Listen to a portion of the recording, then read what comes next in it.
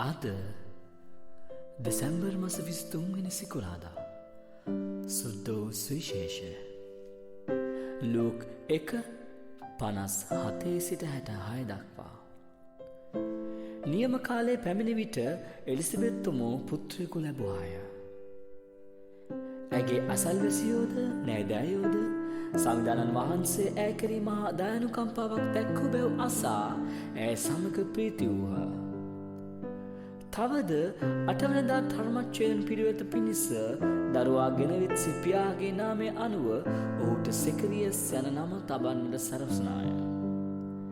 ඒත් ඔහුගේ මව කතා කරමින් එසේ නොවේ ඔහුට ජොහාන් යන නාමය ලැබිය යුතුයි කීවාය.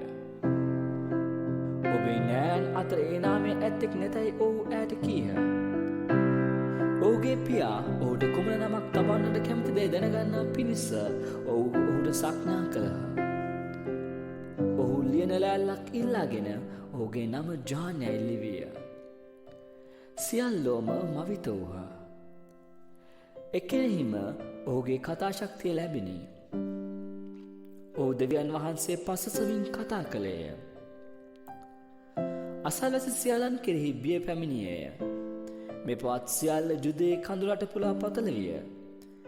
ඒ ඇසු හැම දෙනම ඒ සියල්ල සිතෙහි තබාගෙන ඉතින් මේ දරුවා කෙබඳු කෙනෙක් වන්නේ දැයි ඇසුහ.